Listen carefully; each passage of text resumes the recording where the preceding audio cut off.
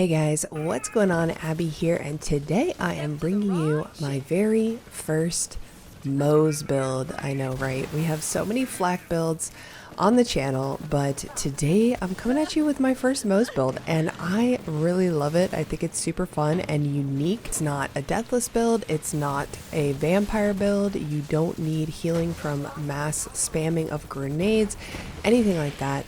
I think one of the first things that turned me off of Moze was the fact that she is kind of pigeonholed into certain builds.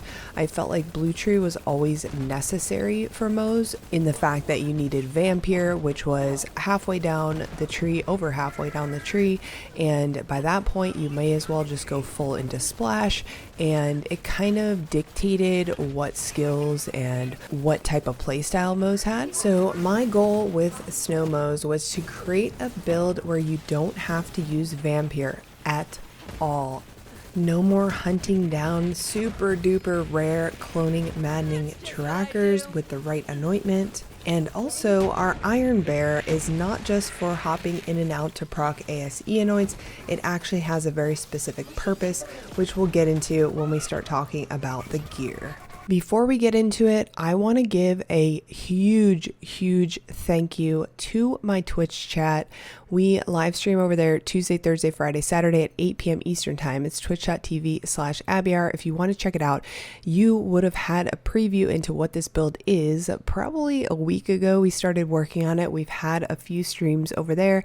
I've been working on it offline, obviously, but thank you guys so much to my Twitch chat. The viewers over there, especially Mad Glenny, you kept pushing me to play Moze, and then I finally did, and we went back and forth on the skill tree, went back and forth on the gear. We really theory crafted as much as we could on this build, trying to get all the pieces together. And then my entire Twitch chat has been amazing with helping me farm for gear and thinking of new ideas and build names and stuff like that. I also want to give a huge shout out to the Xbox Society Discord for helping me hunt down some of the gear for this build and for a lot of the Moze knowledge.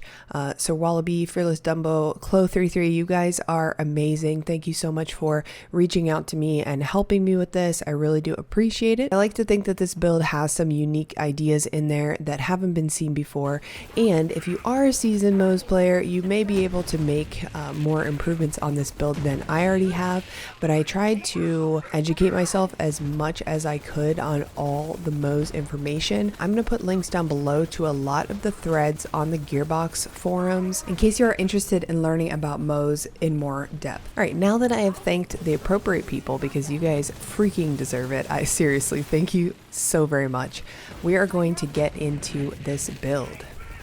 All right, so first things first, I want you guys to take a look at the gear for this build because it is centered around a very specific shield. All right, so I'm going to pop this up on the screen. If you want to pause and get a handle of all the items that you're going to want to farm for, you can pause it right now, but I wanted to talk about the Frozen Heart shield in particular. This is what the build centers around. I wanted to experiment with the perk of the shield because when your shield is depleted, it releases a large cryo nova and it deals 14,000 damage and freezes enemies that are in the nova radius. 30% of that damage is returned back to you as health. Now this is the 53 version. I have been running this build with the level 50 version. I just got the 53 one last night on stream. The difference between the level 50 and the level 53 is about 2,000 shield, so definitely try and get the level 53 if you can. And then you want to make sure you get this anointment. When entering and exiting Iron Bear, create a nova that deals 26,481 damage. That is what you want. That Nova anointment is what makes this build amazing. It gives you the ability to have 3 different Novas, one on shield break, one on entering Iron Bear, and one on exiting Iron Bear. The damage of the Nova is also going to scale with your splash damage, AoE damage, all of your skills and everything, so that scales on top of what you're already doing. So it's not going to be 26k. My Nova was able to get up to 110k per Nova, and it also adds in any ASE elemental anointments on your grenade. Also corrosive damage from the green monster mod that we'll be using in this build. It is awesome. It gives you lots of healing, so you don't have to rely on grenades, you don't have to spec into Vampyr, and it freezes everything for you too, which increases your survivability and allows you to use Iron Bear strategically. So what you want to do is go into the battle with yourself and either use that Cryo Nova on shield break, or you can be proactive and use your entering Iron Bear Nova to freeze the initial group mob of enemies. And then when you get out, they'll be frozen and you can kill them with your weapons. This shield drops from Aurelia, who is a boss located in Eden 6 in the Black Barrel Cellars map. It can only drop from Aurelia and it is not a world drop. Alright guys, so once you have that Frozen Heart shield with the Iron Bear Nova anointment there, we're going to start putting together the rest of our gear.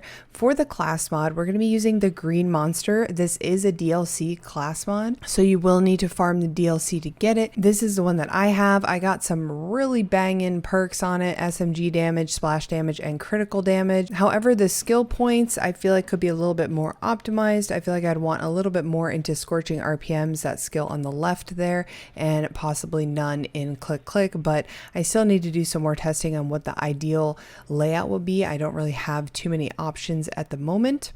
I also want to mention real quick that I like to use this Tank Gal. It's a purple class mod. I like to use it when bossing because it's got a single point into Some for the Road. This will help you to take down bosses with quickies. So if you have any potent quickies, that's what you want to pop on for bosses, and then pop on a Tank Gal with Some for the Road, and then equip an artifact with some heavy weapon damage. It doesn't matter what it is, just find one with heavy weapon damage, and then that's your boss killing. And then for the artifact, we're going to be using an Icebreaker Auto Idol. This is to take advantage of the fact that we're freezing the enemies with our Nova. So when our shield breaks, we're freezing, when we're entering, we're freezing, and when we're exiting Iron Bear, we're freezing. So each time we want to make sure that we're shooting those frozen enemies to get that extra bonus 35% damage. And I believe at level 53, the Icebreaker Auto Idol is somewhere around 36 or 37%. We're also going to get additional cryo efficiency. When you look for these artifacts, you want to try and get an auto idol because it is going to help with survivability since we are not using Vampyr, and try to find one with cryo efficiency on it and or cryo damage. Another great one would be one that has incendiary damage or perhaps corrosive damage, since we're also doing those elements as well with our green monster and just incendiary from our skills. So those are all great options. And then if you are going to be fighting a lot of armored enemies, you could also get a flesh melter auto idol as well.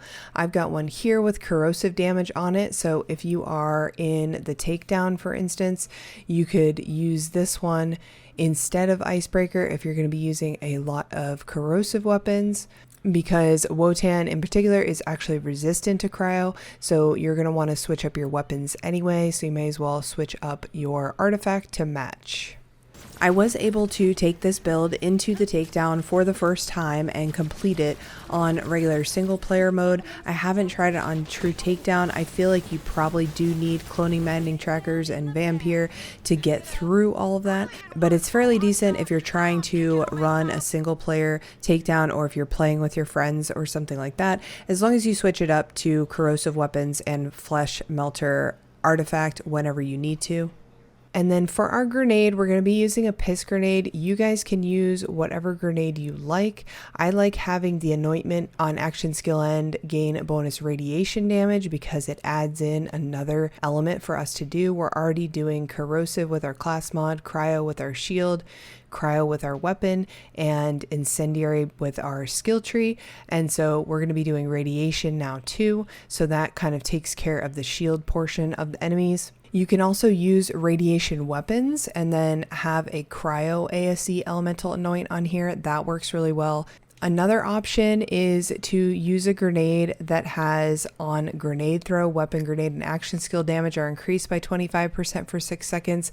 That one's really great just in case you need that burst damage for enemies like anointed or bigger boss enemies. Another great option too is the transfusion maddening tracker or a transfusion tracker grenade. Those are going to home in on the enemy and then they are going to heal you for 30% of health damage dealt. So if the enemies have shield still or armor, it won't heal you, but if it's doing damage to their health, it'll actually come back as health to you. So that's another way to kind of get just like emergency heals if you need it with this build, since we don't have the grenade spam and the Vampyr points. For the weapons, our main weapon will be a CRYO redistributor. Now, I also like to use the Kibsworth in CRYO as well. The CRYO redistributor that I'm using in all the gameplay footage is level 50. The damage will only get better. You can also use a corrosive Kibsworth. If you're using the flesh melter, you could use a CRYO Kibsworth.